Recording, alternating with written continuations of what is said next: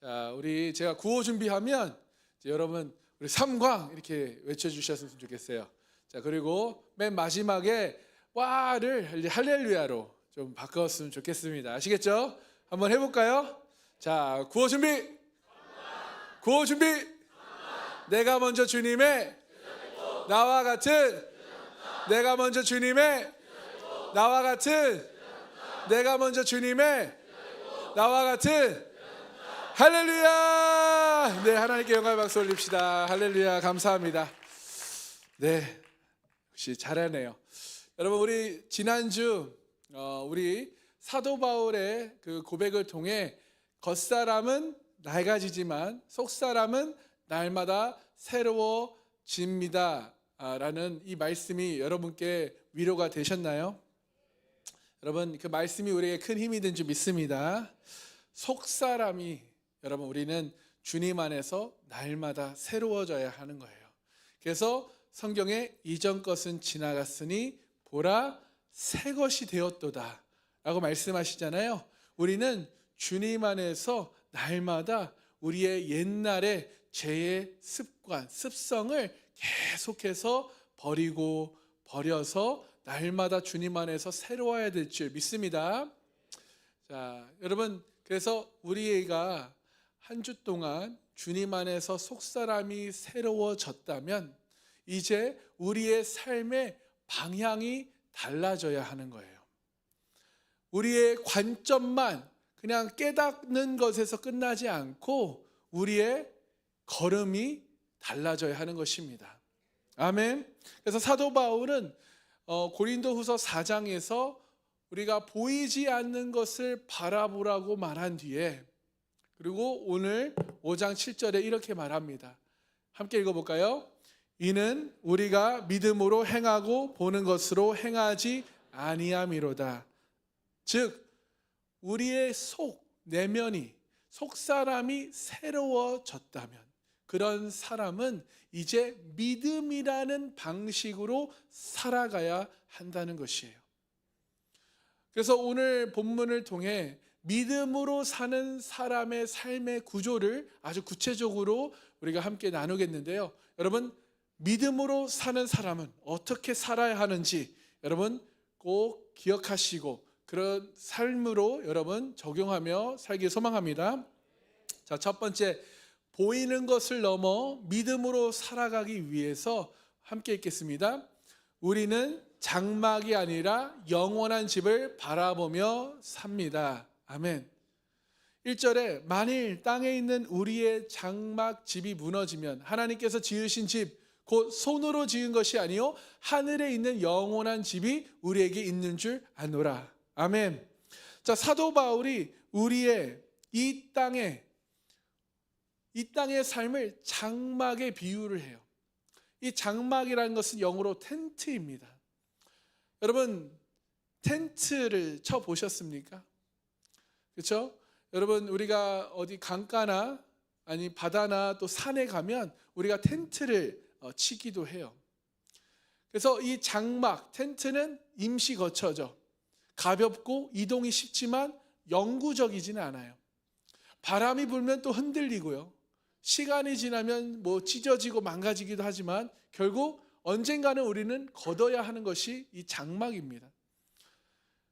그러면서 반면에 하나님이 예비하신 것이 있어요. 그것은 무엇입니까? 영원한 집, 하나님의 집이라는 거예요. 하나님이 직접 지으신 것, 손으로 그냥 사람이 지은 것이 아니에요. 하나님이 직접 지으신 영원히 무너지지 않는 거처, 집이 있습니다. 그래서 믿음의 사람은 지금 이 세상에 사는 장막의 상태로 인생의 가치를 판단하지 않아요. 여러분, 우리는 이 세상에서 길어도 80년, 90년 삽니다. 이 세상에서 가진 것, 내가 무엇을 입었는지, 무엇을 누리고 있는지 그것으로 여러분, 우리의 믿음의 사람은 그것으로 인생의 가치를 판단하지 않는다는 거예요. 그것이 내가 잘 살았다, 내 믿음이 좋다라고 할 수 없어요. 명품을 가졌냐 안 가졌냐 이게 중요한 것이 아니에요. 영원한 집을 알고 있느냐, 영원한 집을 믿고 있느냐, 그곳에 소망을 두고 있느냐, 이것이 믿음의 사람을 말한다는 것이에요. 그래서 바울은 1절에 이렇게 말합니다. 1절에 하늘에 있는 영원한 집이 우리에게 있는 줄 아느니라. 여러분 아십니까? 우리에게 하늘의 영원한 집이 우리에게도, 저와 여러분에게도 있다라는 것을 여러분 믿으십니까? 여기서는 여러분 핵심은 시제예요. 있을 것이다, 어떤 미래의 그런 시제가 아니에요. 분명하게 있다. 우리에게 있는 줄 알아라, 믿어라 라고 말씀합니다. 믿음은 막연한 낙관이 아닙니다. 믿음은 이미 우리에게 보장된 하나님의 약속을 이 현재 시점에서 기준으로 내가 믿고 사는 나의 태도가 바로 믿음이에요. 믿음은 이 말씀을 내가 믿고 나에게는 영원한 집이 있다라는 것을 믿고 현재 이 땅에서 나는 장막의 인생, 언젠간 여러분 언제 죽을지 몰라요. 그것이 보장되어 있지 않아요. 언젠간 죽을 텐데 그 벗어버릴 장막에 우리가 집중하고 그것이 전부가 아니라 우리에게는 영원한 집, 하나님의 집이 있다는 것을 믿는 그 믿음으로 우리는 이 세상을 살아가야 하는 것입니다. 그래서 여러분, 믿음으로 사는 사람은 당장의 손해에도 흔들리지 않게 돼요. 일시적인 실패에도 무너지지 않습니다. 장막이 흔들릴 때 오히려 더 담대하게 나아갈 수 있는 것이에요. 왜냐하면 우리에게는 영원한 집, 그것이 확정되어 있기 때문입니다. 할렐루야. 그러므로 믿음은 영원한 그 집을 바라보는 것이에요. 우리 모두는요, 이 세상에 살면서 장막의 흔들림을 경험해요. 건강이 흔들릴 때, 관계가 흔들릴 때, 나의 계획이 무너질 때, 막힐 때, 미래가 불투명할 때, 그때 마음 깊은 곳에 질문이 나와요. 아, 이제 나는 어떻게 되는 건가? 정말 하나님이 살아계시는 건가? 정말 하나님이 나의 그 길을 인도하고 계시는 건가? 나의 기도를 들으시는 건가? 이런 의심이 들어요. 그러나 바울은 오늘 본문을 통해 이렇게 말합니다. 너의 끝은 그 장막이 무너짐이 아니라 영원한 집이 있다는 것을 믿는 것이다. 이 확신이 우리 안에 있을 때, 이 믿음이 있을 때 여러분, 결국 두려움은 우리에게 영원한 기다림, 그 기다림으로 변하는 거고 우리의 불안은 소망으로 바뀌는 것, 여러분 깨닫고 믿으시기 소망합니다. 여러분, 그러므로 내가 무엇을 믿느냐가 중요한 거예요. 여러분은 복음을 정말 믿으십니까? 여러분, 복음을 믿는 것은요, 정확한 열매가 있어야 되는 거예요. 복음은 능력입니다. 여러분, 믿음의 씨앗이 심겨졌다면, 여러분 하나님의 씨앗이 심겨졌다면 그 씨앗은 반드시 열매를 맺게 되어 있어요. 그런데 많은 그리스도인들이요, 이곳에 예배를 드리는 분들 중에도요, 복음을 아는 것에서 그친 사람들이 많다라는 거예요. 복음을 아는 것과 믿는 것은 완전히 다릅니다. 주일에 와서 말씀을 듣고 복음에 대해서 듣고 그래서 깨닫고 복음이 이런 거구나, 예수 그리스도가 이렇게 하셨구나, 그래서 우리의 구세주구나, 그 아는 것과 그 복음을 믿고 그 복음의 능력이 나를 변화시키는 것, 천지 차이입니다. 여러분, 복음을 믿으면요, 복음의 능력이 내 안에 있으면요, 우리는 변할 수밖에 없어요. 우리에게 열매를 맺을 수밖에 없어요. 왜요? 열매를 맺히게 하시는 분이 누구세요? 하나님이시거든요. 참 포도나무 대신 예수님께서 나를 통해 열매를 드러나게 하시고 이전 것은 지나가게 하시고 옛날의 것을 버리게 하시고 새롭게 되게 하시거든요. 그러므로 여러분 복음을 그냥 알고만 깨닫고만 있지 마시고 여러분 믿으시기 소망합니다. 여러분 가운데 복음의 능력이 나타나길 축복합니다. 성경에 히스기야라는 왕이 있어요. 나라를 영적으로 개혁한 훌륭한 왕이에요. 그런데 어느 날 그가 중병에 걸립니다. 그리고 선지자 이사야가 와서 야, 이제 너는 다 정리해. 왕은 이제 죽고 살지 못할 겁니다. 라는 무서운 얘기를 하는 거예요. 여러분 히스기야는 지금 그 이야기를 통해 그의 장막이 무너지고 있는 순간이에요. 왕으로서 그 권력도요, 자신이 세운 업적도, 신앙의 경력도 그를 살려주지 못하는 순간이었어요. 그래서 히스기야는 병상에 얼굴을 벽으로 돌리고 간절히 기도합니다. 울며 기도해요. 여호와여, 내가 진실과 전심으로 주 앞에 행한 것을 기억하옵소서, 나를 불쌍히 여겨 주시옵소서 라고 간절히 기도해요. 그 기도가요, 하나님께서 그 기도를 들으시고 그에게 15년의 시간을 더해 주셔요. 근데 여러분 여기서 중요한 것은 그가 기도해서 더 오래 살았다 이 사실이 아니에요. 무엇이 중요합니까? 그는 생명이 연장된 이후 어떻게 살았는지가 중요해요. 자신의 삶이 여전히 이 세상에선 장막임을 더 깊이 깨달아요. 하나님이 부르시면 가야 하는구나.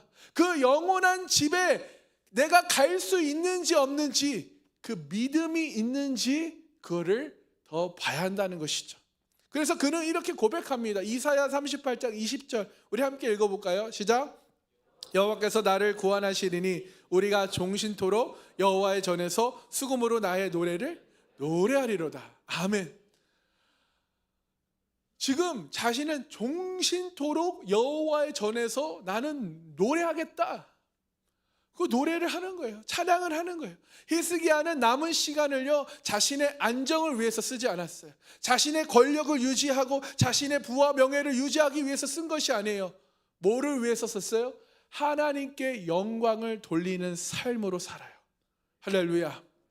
사랑성도 여러분, 우리가 이 세상에서 사는 이유는, 지금 여러분의 장막이 연장은, 여러분 그 목적은 뭐예요? 하나님의 집을 바라보며 살 기회임을 깨닫고 믿으시기 소망합니다.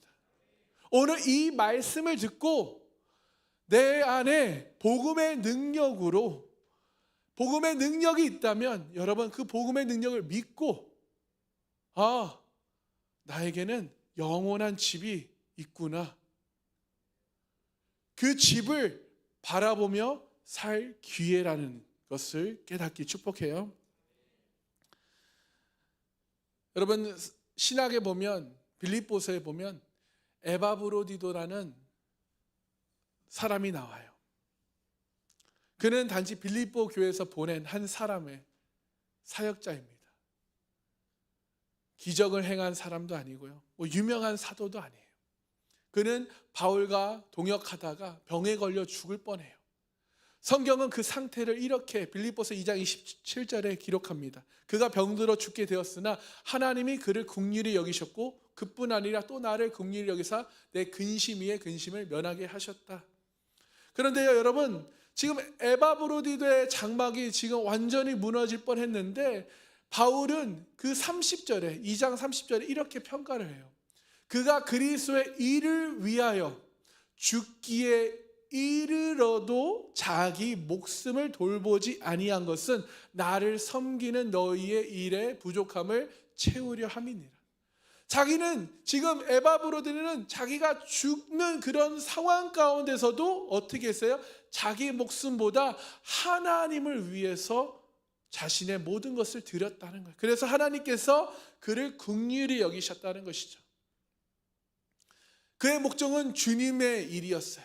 그의 기준은 영원한 하나님의 집, 그것을 소망하며 바라보았습니다.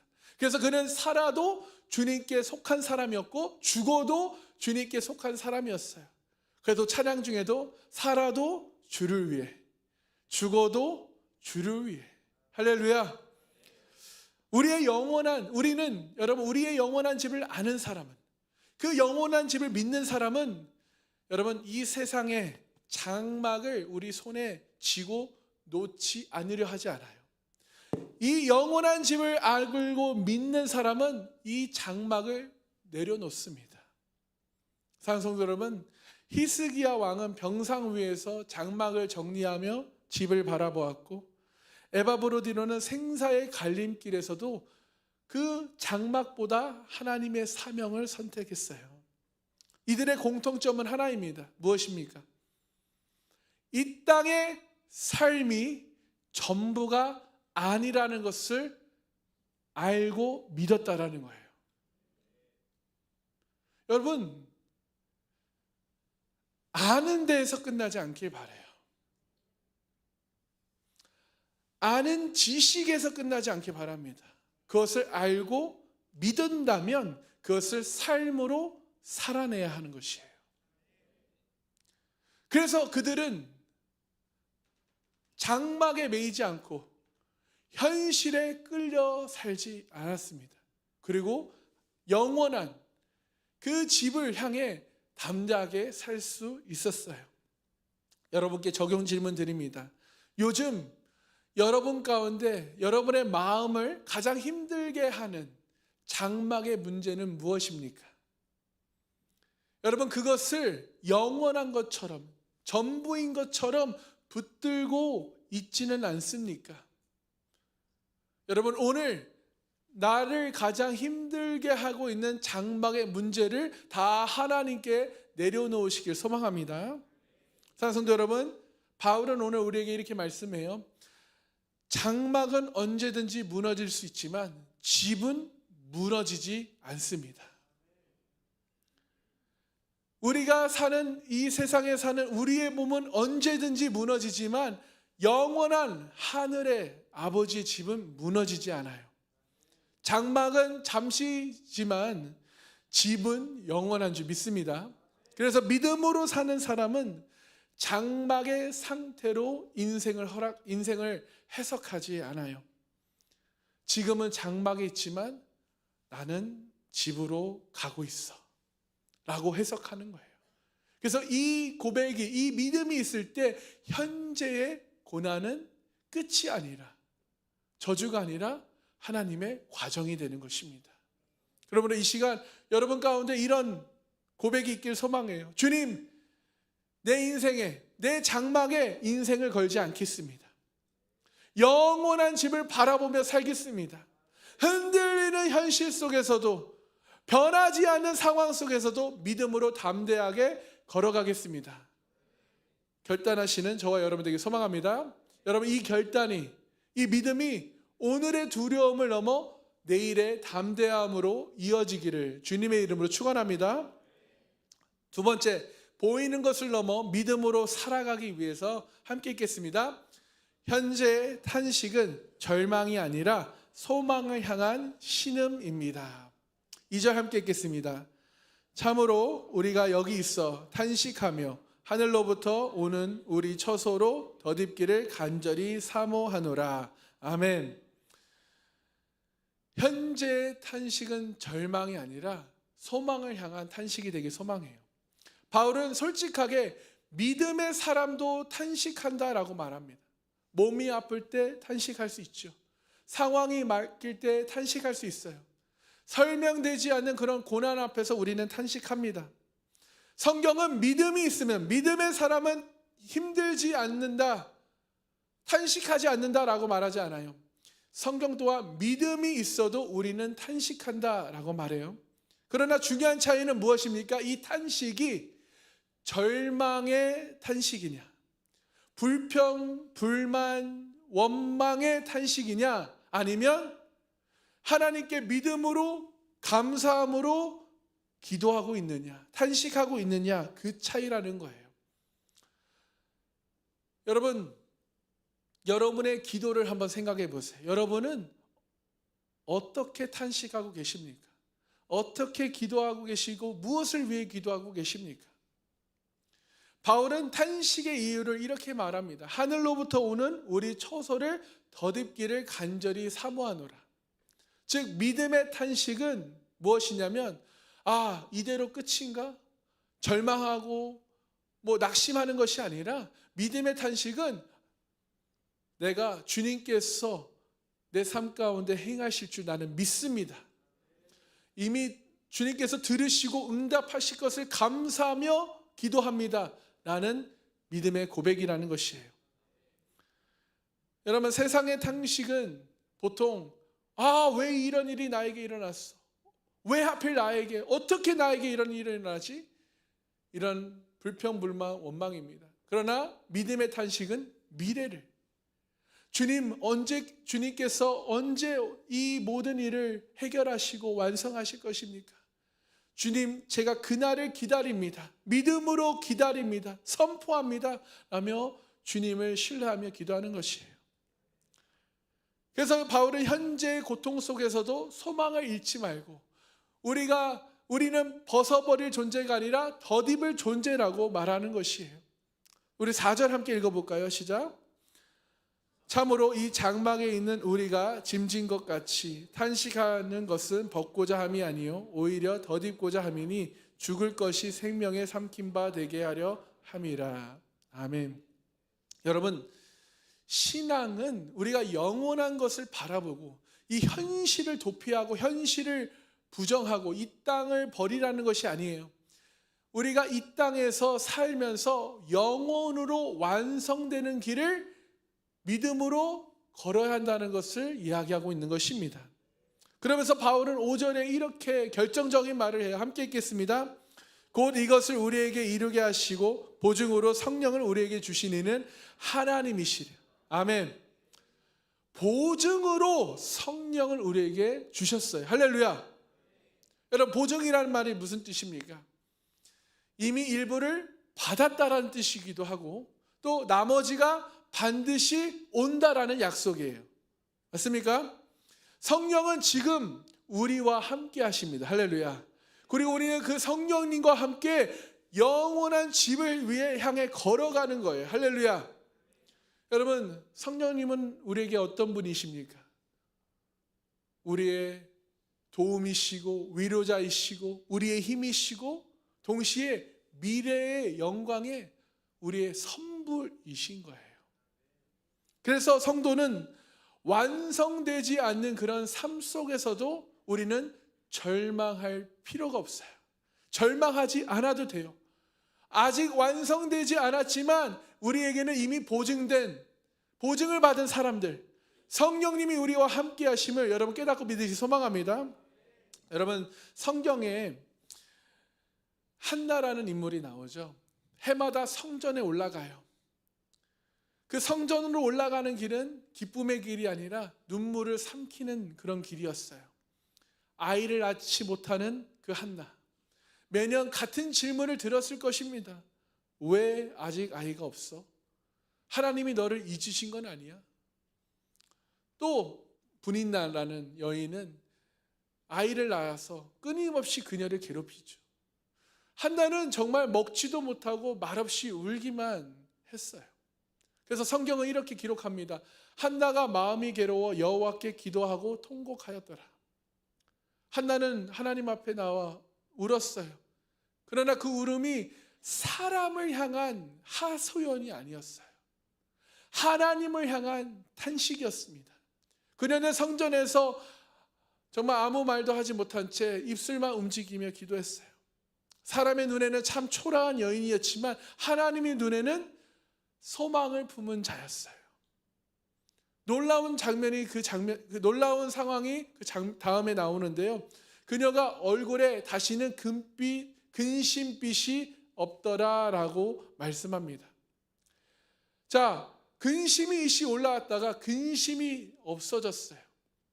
여러분, 이 한나에게는 아직 아이가 없습니다. 상황은 변하지 않았어요. 그런데 한나가 달라졌어요. 무엇이 달라졌습니까? 왜 달라졌을까요? 탄식이 끝났기 때문에가 아니라 탄식이 하나님께 닿았기 때문이에요. 하나님께서 위로해 주셨기 때문이에요. 한나는 결과를 얻어서 평안해진 것이 아니에요. 소망을 하나님께 맡기고 내려왔기 때문에 그 안에 평안해진 줄 믿으시기 소망합니다. 그러므로 요즘 여러분이 탄식하고 있는 그 문제, 여러분 적용 질문인데요. 여러분이 탄식하고 있는 그 문제가 절망의 탄식입니까? 불평불만, 원망입니까? 아니면 하나님을 향한 소망의 탄식입니까? 믿음으로 선포하고 계십니까? 감사함으로 하나님께서 응답해 주실 것을 감사하며 기도하고 계십니까?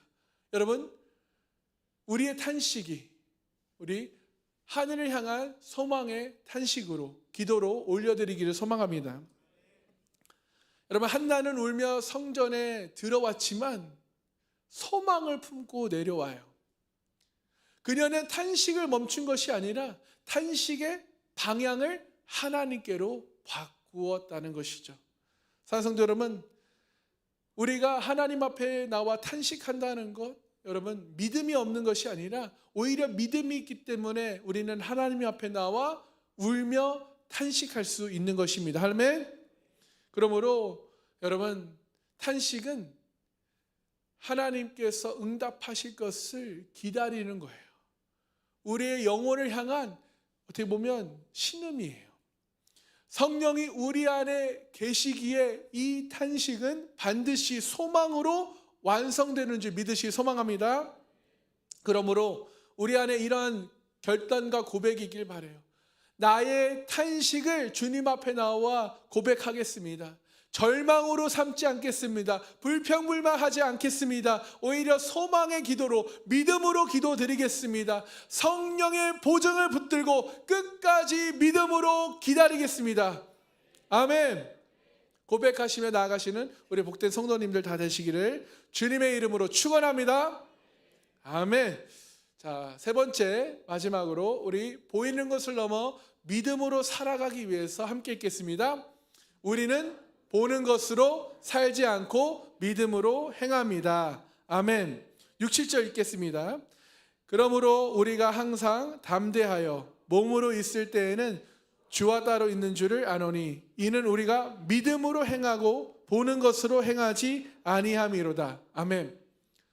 믿음으로 행하고 보는 것으로 행하지 아니함이로다. 아멘. 너무 중요한 말씀이에요. 바울은 우리는 믿음으로 생각한다라가 아니에요. 믿음으로 행한다라는 거예요. 할렐루야. 믿음으로 행한다. 이 행한다라는 게 무엇입니까? 믿음으로 내가 선택한다. 믿음으로 결정한다. 믿음으로 걸어간다. 믿음으로 살아낸다라는 뜻이 있어요. 즉 믿음은 마음속 어떤 위로가 아니라 우리의 삶의 기준이어야 합니다. 보는 것으로 행하는 삶, 여러분 그냥 보이는 것으로 행하는 삶은요 계산하게 돼요. 이게 지금 나한테 유리한가? 이게 나한테 손해를 보지 않을까? 눈에 보이는 결과가 있을까? 계산하기 시작하고 있어요. 그러나 믿음으로 행하는 삶은 이렇게 묻게 되죠. 아, 이것을 통해 주님께 영광을 돌릴 수 있을까? 주님이 기뻐하시는 건가? 주님의 약속에 합한 것인가? 그래서 바울은 우리가 믿음으로 행하는 사람은 담대하다라고 말하고 있어요. 여러분, 믿음으로 행하는 사람은 결과를 다 보지 못해요. 다 알지 못합니다. 그러나 믿음으로 행동할 수 있는 이유는 우리의 방향이 분명하기 때문입니다. 바울은 현실을 정확히 알고 있었어요. 아직 이 땅에 살고 있고 어려운 환경과 상황이 오지만 낙심하지 않아요. 왜요? 그 믿음이 보이지 않는 거리를 메워주었기 때문입니다. 그의 믿음은 여러분 주님이 안 계신 것처럼 느껴지는 그 시간에도, 주님이 여전히 나와 함께 계심을 믿는 그 선택하는 것이에요. 여러분, 우리가 신앙생활 하다 보면 정말 주님이 살아계시는 건가? 주님이 나의 기도를 들으시는 건가? 왜 응답하시지 않지? 라는 의심이 들어요, 안 들어요? 들어요. 그러나 믿음은 그때 그 의심의 질문 앞에 주님이 정말 안 계신 것처럼 살아계시는가? 라는 그런 의심이 들고 느껴지는 시간에 믿음은 그럼에도 주님은 나의 기도를 들으시고 살아계신 하나님께서 나의 기도를 응답하실 거야. 이것을 믿는 것을 선택하는 태도가 바로 믿음이라는 거예요. 그래서 믿음으로 행하는 삶은 여러분 결코 쉬운 길이 아닙니다. 쉽지 않아요. 여러분, 성경에 믿음으로 행하는 사람들이 많이 등장합니다. 특별히 우리 노아라는 사람은 하나님께서 노아에게 이렇게 말씀하셨어요. 내가 비를 내릴 것이다. 방주를 지어라. 여러분, 문제는 그때까지 비가 온 적이 없어요. 하늘은 맑아요. 땅은 평온하고요. 사람들은 평소처럼 살고 있습니다. 노아는 눈에 보이는 현실을 여러분, 그의 눈에 보이는 현실은 방주를 지을 이유가 전혀 없습니다. 그래서 사람들은 노아를 조롱하죠. 야, 뭐 이렇게 지금 배를 왜 줘? 미쳤어? 쓸데없는 고생을 하네. 정신이 나갔나 봐. 라고 조롱해요. 그러나 노아는 보이는 것으로 판단하지 않아요. 하나님의 말씀을 붙잡고 순종합니다. 하나님의 말씀을 현실보다 더 실제로 믿어요. 그는 하루하루 아무 일도 일어나지 않는 가운데, 비가 오지 않는 상황 가운데도 사람들이 조롱하고 비웃어도요, 그는 망치를 들고 나무를 이제 쌓기 시작하죠. 배를 만들기 시작해요. 여러분, 믿음으로 행하는 삶이란 이런 거예요. 아무 변화가 없어 보여도, 아무것도 변하지 않아도 하나님의 말씀을 따라 오늘 하루를 살아가는 것입니다. 그것이 믿음으로 행하는 것이에요. 결국 어떻게 됐습니까? 방주를 다 짓고 나니까 비가 오기 시작하죠. 홍수가 납니다. 결국 그 방주는 구원이 되었고요. 노아의 선택은 한 가정을 넘어 인류의 역사가 된 줄 깨닫고 믿으시기 소망합니다. 또 다른 예로 여러분, 하루는 제자들이 배를 타고 이동하고 있었어요. 바람이 불고 파도가 일어났습니다. 제자들은 두려움에 떨었어요. 그때 예수님께서 물 위로 걸어오셔요. 근데 제자들이 봤을 때 어떤 유령, 귀신 같은 그런 모습이잖아요. 껌껌하니까. 유령이다 하고 막 무서워하고 있어요. 그때 주님의 음성이 들립니다. 안심하라. 나다. 두려워하지 말아라. 그 주님의 음성이 들릴 때 베드로가 이렇게 말하죠. 주여, 만일 주님이시거든 나를 명하사 물 위로 오라 하소서. 그때 예수님께서 대답하시죠. 오라. 참 짧고 굵어요. 그렇죠? 그냥 오라 말씀하세요. 여러분, 베드로가 배에서 내려왔을 때 발을 그 물에 내디뎠을 때 여러분, 상황은 변하지 않았어요. 바람 그대로였고요. 파도도 여전히 쳤고요. 물은 여전히 깊습니다. 그런데 베드로가 어떻게 돼요? 물 위를 걸어요. 어떻게 걸을 수 있었습니까? 상황이 괜찮아서가 아니에요. 상황이 좋아져서가 아니라 말씀 위에, 하나님의 말씀에 순종하여 발을 디뎠기 때문이에요. 믿으십니까? 여러분, 믿음으로 행한다는 것은 바로 여러분, 파도가 사라진 후 걷는 것이 믿음이 아니에요. 나에게 물 위를 걸을 수 있는 튜브를 신고 바다를 걷는 것이 믿음이 아니에요. 파도 한가운데서도 주님의 말씀을 선택하고 밀어 행동하는 것이 믿음으로 행하는 것이에요. 여러분, 결국 베드로는요, 물에 빠져요. 그러나 중요한 사실은 무엇이에요? 거기서 베드로는 누구를 향해 손을 내밉니까?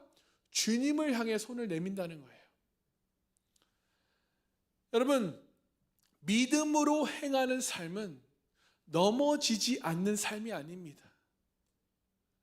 우리는 넘어질 수 있어요.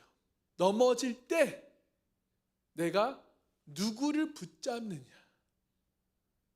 내가 누구를 신뢰하느냐, 이거의 문제예요. 그래서 바울은 우리는 항상 담대해야 된다라고 말하고 있어요. 여러분, 담대함은 문제가 없어서가 아니에요. 담대함은 뭐예요? 내가 붙잡고 내가 신뢰하고 내가 믿는 분이 분명하기 때문에, 전지전능하신 하나님이 나를 도와주실 것을 믿기 때문에 담대할 수 있는 것임을 깨닫고 믿으시기를 소망합니다. 여러분께 질문 드립니다. 지금 여러분 삶에 보이는 안전 대신 하나님의 말씀을 선택해야 할 그 한 가지는 무엇입니까? 여러분, 오늘 그 선택을 믿음으로 하시기를 축복합니다. 사랑하는 성도 여러분, 믿음은 결과의 문제가 아니에요. 믿음은 방향의 문제입니다. 노아는 아무것도 보이지 않을 때 하나님의 말씀을 듣고 믿어 그 방향을 선택했어요. 하나님의 말씀에 순종하여 방주를 짓겠습니다. 베드로는요, 그 파도 위에서도 주님의 음성에, 그 부르심에 응답했어요. 주님의 말씀에 순종해서 발을 내디딘 거예요. 그래서 여러분, 노아와 이 베드로의 삶은 보이는 현실을 넘어 하나님의 역사가 된 것입니다. 이 시간 여러분, 우리 이런 고백이 있길 바라요. 결단이 있길 바랍니다. 주님, 내 눈에 보이는 것으로 판단하지 않겠습니다. 내가 믿음으로 선택하고 믿음으로 걸어가겠습니다. 결과는 주님께 맡기고 오늘의 순종을 선택하겠습니다. 이런 결단하시는 우리 복된 성도님들 되시기 소망합니다. 여러분, 이 결단 위에, 이 믿음 위에 하나님께서 반드시 여러분을 통해 역사하시고 여러분의 길을 열어주실 것임을 믿으시는 우리 복된 성도님들 다 되시기를 주님의 이름으로 축원합니다. 아멘. 사랑하는 성도 여러분, 사도 바울은 오늘 우리에게 신앙의 본질을 아주 분명하게 보여줘요. 신앙은 현실을 부정하는 것이 아니라 현실을 영원으로 해석하라, 해석하는 능력이라는 거예요. 신앙의 본질은.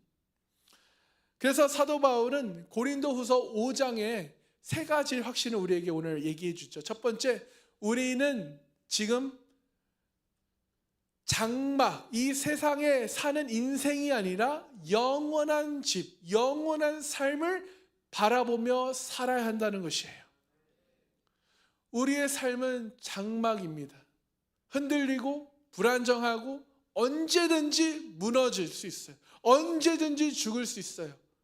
그렇기 때문에 영원한 집, 무너지지 않는 집, 하나님께서 지으신 그 집에 소망을 갖고 살길 소망합니다. 믿음의 사람은 여러분, 이 장막에 인생을 걸지 않아요. 하늘에 있는 영원한 집에 인생을 겁니다. 여러분 모두가 하늘에 있는 영원한 집에 인생을 거는 믿음의 사람들 되시기 소망합니다. 이 확신이 있으면, 이 믿음이 있으면 여러분, 우리는 더 이상 상황과 환경에 끌려다니지 않습니다. 미래에 쫓기지 않아요. 담대하게 오늘을 살아갈 수 있음을 믿으시 축복합니다. 두 번째, 현재 탄식은 절망의 탄식이 아니라 소망을 향한 탄식이어야 해요. 여러분, 하나님 앞에 나와 탄식하길 소망합니다. 불평, 불만, 의심이나 비교가 아니라 내가 하나님을 향한, 하나님께서 내 기도를 들으시고 응답하실 것을 믿고 먼저 그의 나라와 그의 의를 구하면서 먼저 내 재정을 하나님의 나라와 하나님의 의를 구하면서 믿음으로 구하시기 소망해요. 먼저 내 것을 하나님의 나라와 하나님의 의를 위해 쓰지 않으면 여러분, 그건 하나님께 속해 있지만 하나님은 그걸 원하지 않으세요. 하나님께서는 먼저 하나님의 나라와 하나님의 의를 위해서 사용하는 그 모든 기도와 물질을 축복해 주셔서 더하여 주시는 줄 믿으시기 소망합니다. 또한 우리는 성령을 보증으로 받은 사람들이에요. 할렐루야. 여러분, 그 성령님과 여러분 관계를 시작하시길 바라요. 아멘. 아직 미완성입니다. 아직 부족하고 연약해요. 그러나 우리는 이미 하나님의 약속 안에 있는 사람들임을 믿으시기 소망합니다. 그래서 우리는 하나님 앞에 나아가 통곡하며 하나님께 탄식할 수 있어요. 믿음의 탄식은 하나님께서 반드시 응답하시는 줄 믿으시기 소망합니다. 자, 세 번째, 그러므로 우리는 보는 것으로 살지 않고 믿음으로 행해야 하는 거예요. 할렐루야. 믿음은 생각이 아니라 선택이며 나의 행동입니다. 결과가 보여서 순종하는 것이 아니라 말씀이기 때문에, 하나님께서 우리에게 말씀하셨기 때문에 내가 순종하는 것이에요. 상황이 좋아서 걸었던 것이 아닙니다. 주님이 오라 하시니까 그 말씀에 순종해서 발을 내딛는 거예요. 여러분, 말씀을 여러분 복음을 믿으십니까? 정말 복음을 믿는지 여러분 자신을 돌아보세요. 여러분, 복음은 능력입니다. 복음은 능력이에요. 여러분이 복음을 믿는다면 여러분 삶 가운데 변화가 생겨요. 복음을 믿지 않으면요, 복음을 그냥 이게 복음이구나, 예수 그리스도가 이렇게 우리의 죄를 위해 죽었구나, 십자가에서 그래 부활했구나, 아는 지식으로만 갖고 있으면요, 여러분 평생 신앙생활해도요 복음의 능력이 여러분 가운데 나타나지 않아요. 깨닫는 선에서 머물면요 여러분 삶 가운데 어떤 열매가 일어나지 않는다는 거예요. 복음은 알고 깨닫는 게 아니고 믿는 것이에요. 그 믿음으로 우리 안에 성령께서 역사하시는 거예요. 복음은 그러므로 능력입니다. 아멘. 여러분, 우리 한 주간, 앞으로 여러분 복음의 능력으로 살아가시기 소망해요. 더 이상 알고 깨닫는 선에서만 머물지 마시고 여러분 한 주를 돌아보세요. 이번 한 달을 한번 돌아보세요. 내가 과연 복음을 전해봤는지, 누구에게 전했는지 한번 돌아보세요. 전하지 못했다면요 여러분 복음을 정확하게 믿지 못하는 거예요. 복음을 믿으면요 복음을 말할 수밖에 없어요. 왜요? 가만히 두지 않거든요. 말하고 싶거든요. 이 좋은 소식을 알리고 싶거든요. 근데 그게 없다면 여러분 다시 한번 여러분 스스로를 돌아보시기 바라요. 그래서 여러분 주님 안에서 날마다 새로워지는, 속사람이 새로워지시길 소망합니다. 그래서 오늘 말씀을 우리가 좀 정리하자면, 우리 이 시간 주님 앞에 오늘 말씀을 통해 우리의 삶을 다시 선택하고 결단하길 소망합니다. 우리 세 가지를 선택하고 결단하기 원하는데, 첫 번째 우리 함께 읽어볼까요? 주님, 나는 장막에 인생을 걸지 않겠습니다. 아멘. 상황이 나의 기준이 되지 않게 하시고 영원한 하나님의 집을 바라보며 살게 해주세요라고 우리 기도하며 나가시기 소망합니다. 두 번째 우리 선포하기 원합니다. 주님, 나의 탄식을 절망으로 삼지 않겠습니다. 아멘. 원망, 불평, 불만이 아니라 하나님께 믿음으로, 감사함으로 기도하시고, 여러분 포기가 아니라 하나님의 소망으로 품길 소망합니다. 침묵이 아니라 하나님께 드리는 탄식으로 여러분 탄식이 되기를 소망합니다. 세 번째 선포해 보겠습니다. 주님, 보이는 것이 아니라 믿음으로 행하겠습니다. 아멘. 계산보다 하나님의 말씀을 선택하시길 바라요. 나의 안전보다 주님의 말씀에 순종하시길 바랍니다.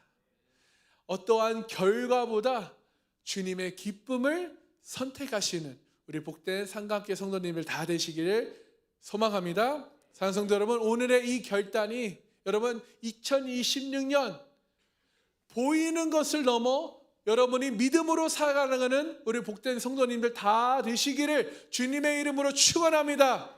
축원합니다. 우리 함께 기도하겠습니다.